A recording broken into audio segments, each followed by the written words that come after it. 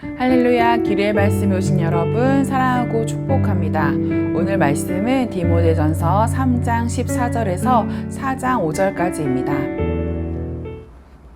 내가 속히 내게 가기를 바라나 이것을 내게 쓰는 것은 만일 내가 지체하면 너로 하여금 하나님의 집에서 어떻게 행하여야 할지를 알게 하려 함이니 이 집은 살아계신 하나님의 교회요 진리의 기둥과 터니라. 아멘. 사랑하는 여러분, 여러분은 경건한 삶 하면 어떤 이미지가 떠오르시나요? 새벽마다 기도하고 금식하고 세상 즐거움을 철저히 끊고 항상 무거운 마음으로 살아가는 모습이 떠오르진 않으신가요? 물론 그런 모습들에도 경건의 흔적이 있습니다. 하지만 오늘 본문은 경건에 대해 전혀 다른 방향을 제시합니다. 3장 15절에서 바울은 이 편지를 쓰는 이유를 이렇게 말합니다. 이것을 내게 쓰는 것은 만일 내가 지체하면 너로 하여금 하나님의 집에서 어떻게 행하여야 할지를 알게 하려 함이니. 바울은 디모데에게 하나님의 교회에서 어떻게 살아가야 할지를 가르치고자 이 편지를 보냅니다. 그리고 바로 이어지는 4장에서는 거짓된 가르침에 대한 경고로 시작합니다. 어떤 사람들이 믿음에서 떠나 미혹하는 영과 귀신의 가르침을 따르리라. 이 사람들이 전한 대표적인 가르침을 3절에서 말합니다. 혼인을 금하고 어떤 음식은 먹지 말라 한다. 즉 결혼하지 않는 것이 더 거룩하며 어떤 음식은 부정하니 먹어서는 안 된다고 주장한 것입니다. 이런 사상은 당시 유대 율법주의나 초대교회에 퍼져가던 영지주의, 금욕주의의 영향을 받은 것이었습니다. 그들은 육체는 악하고 영적인 것만을 선하다고 여겼습니다. 그래서 결혼처럼 육체와 관련된 것은 피해야 하고 음식처럼 물질적인 것도 조심해야 거룩하다고 생각했던 것이죠. 겉보기에 거룩한 것 같지만 실상은 하나님이 창조하신 세계를 부정하는 위험한 교리였습니다. 바울은 여기에 단호하게 말합니다. 하나님께서 지으신 모든 것이 선함에 감사함으로 받으면 버릴 것이 없나니 하나님의 말씀과 기도를 거룩하여 짐이라.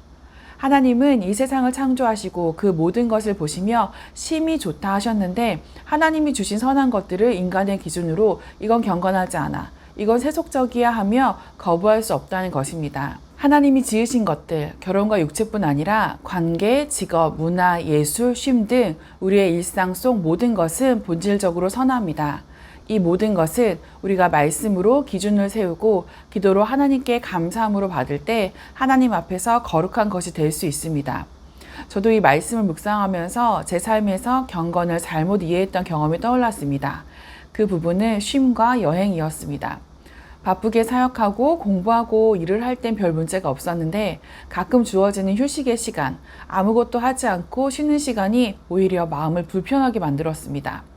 이 시간에 뭘 더 생산적으로 할 수 있을 텐데 다른 사람들은 지금도 수고하는데 내가 이렇게 쉬어도 되는 걸까?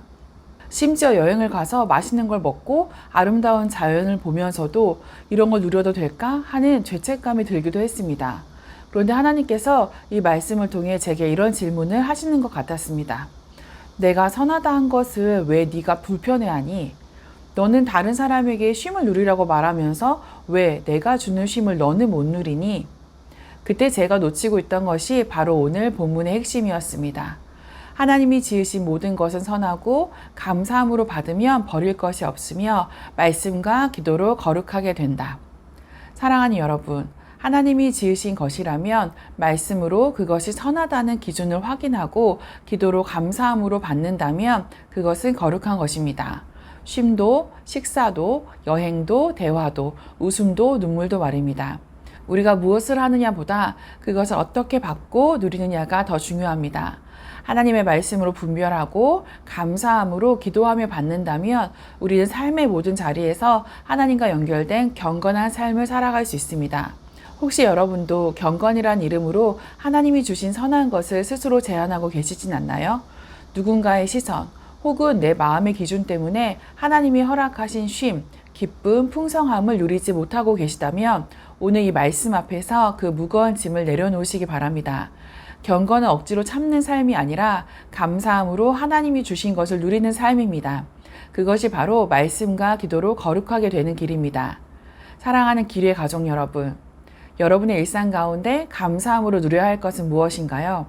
바쁜 일상 중에 주어진 짧은 쉼, 따뜻한 한 끼의 식사, 사랑하는 사람과 나누는 소소한 대화, 가벼운 산책 한 번, 혹은 그냥 숨 한 번 크게 쉬는 시간일 수도 있습니다. 오늘 하루는 그것들을 감사함으로 말씀과 기도로 누려보는 하루가 되기를 바랍니다. 억지로 무언가 하지 않아도 됩니다. 오히려 주어진 작은 순간에 하나님 이 시간을 주셔서 감사합니다. 그 한마디 기도로 그 시간이 거룩한 시간이 될 수 있습니다. 오늘 하루 감사로 누리는 삶의 자리를 한번 만들어 보세요. 그것이 바로 경건한 하루를 시작하는 방법입니다. 오늘도 승리하세요.